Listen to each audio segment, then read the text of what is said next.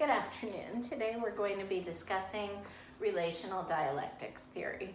I'm going to be giving you a brief overview of the theory, touching on some of the pertinent research, noting its strengths and weaknesses, and then giving you some ideas of mine for future research. So let's get started. Relational dialectics theory was proposed by Leslie Baxter and Barbara Montgomery in 1988. And as a theory, it centers on the relationship between interaction partners. Baxter felt that relationships were both dialogical and dialectical, and that is, she felt that the natural tensions that occur in relationship were worked out in the coordinated talk that takes place in the relationship. Now, where do those natural tensions come from in a relationship? Well, if you're in any kind of a relationship, you can attest to differences.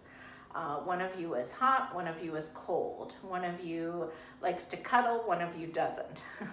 In my relationship, I'm the one that wants to talk about everything and get those feelings out there, whereas my husband kind of wants to keep everything in, stuff those feelings. But it's those differences that are worked out in what we call discursive struggles, or discourses that take place in the relationship. And it's out of those discourses and our interaction with one another that we develop our sense of identity, and self is worked out in our relationship. And then together, we also construct meaning for our relationship in those interactions. And what we're hoping to do is, as the discursive struggles are recognized and identified, and we seek to grow in carrying them out in a healthy, respectful manner, we hope to attain what are referred to in the theory as aesthetic moments in our relationship. And those are moments of wholeness or closeness that occur in the relationship despite our differences. Now, our discursive struggles will vary according to context and from relationship to relationship. But the literature and the research do suggest the existence of three consistent discursive struggles. And they are integration versus separation. In discourses, how much are the partners enmeshed, or how much do they operate as separate agents? I've already touched on the expression versus non-expression continuum. And then the last discursive struggle identified as stability versus change. Again, in my relationship, I'll tell you that I am the partner that thrives on stability, and my husband absolutely thrives on change. Now, through research, the discursive struggles are not limited to these, and based on context, we often will identify other discursive struggles. The need for detachment versus the need for identification is a discursive struggle that was pointed out in a study of doctor-patient relationships in end-of-life care. And then normal family versus abnormal family was a discursive struggle in the construction of familial identity in families who are touched by severe mental illness. RDT is a very dynamic theory and has a lot of breadth and depth to it. Because we want to look at discourses, not just one isolated discourse, but we want to look at discourses over time. It applies to many seasons of life, and as we've mentioned, or as I've mentioned many times, a lot of different contexts.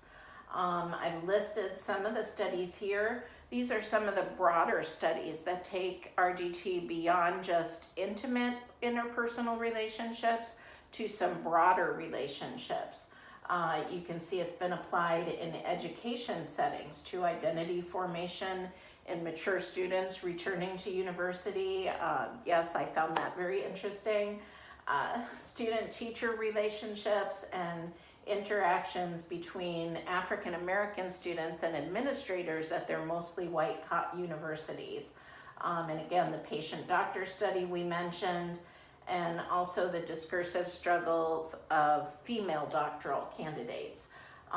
Again, some of these are very important. For instance, the student-teacher relationship, RDT is very given to looking at relationships that have an element of power in them, and that is because the discursive struggles are not usually settled 50-50 down the middle Democratic style, but will kind of go in the direction of one relationship partner one time and then again the next time the other.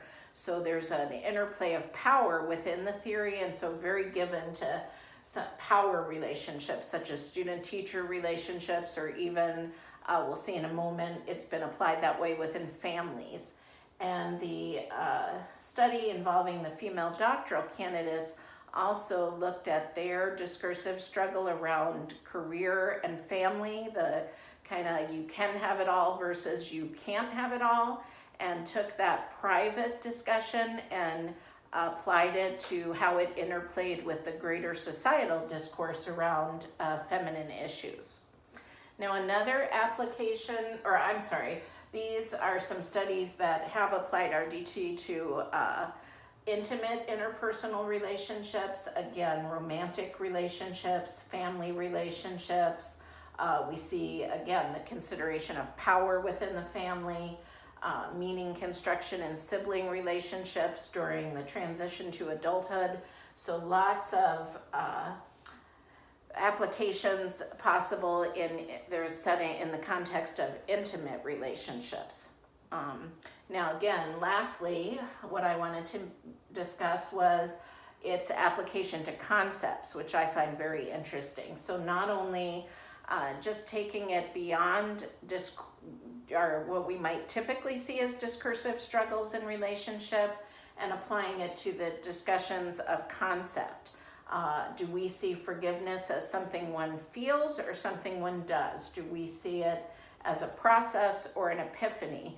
And looking at how our discursive struggles and the differences that we bring to that discussion can help construct the meaning that we attach to forgiveness. As we've touched on, RDT has many strengths as a theory.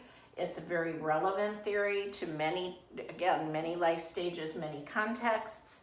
It is a broad theory, and again, that has led to its ability to be applied not only to private discursive struggles, but also to public discursive struggles and societal issues. And I think that has helped to move it from simply a descriptive role to a prescriptive role, where we're learning how to interact in a more healthy manner. Like any theory, RDT has some weaknesses.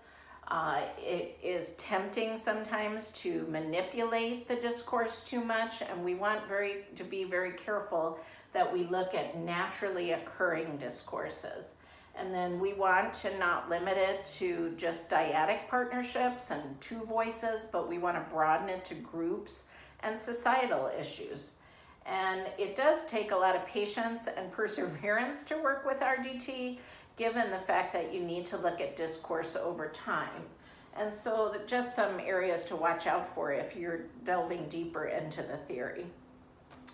And delving deeper into it is what I hope to do. I see a lot of opportunities for future research. I think there's lots of room to still look at organizational relationships, business relationships. I think that, again, I would like to see, as a Christian researcher, I'd like to see us look at power within the church and our discourses around power. And then I would also like to apply RDT to our inner discourses and see how those inner conversations we have with ourselves apply and play out in our outer discourses. RDT, I think, is a fascinating theory. I think that it's so important for us to learn how to interact in a healthy manner, so that as we become more aware of our discursive struggles, we can hopefully begin to grow together and learn from one another through them, rather than fighting against each other. Thank you for your time today.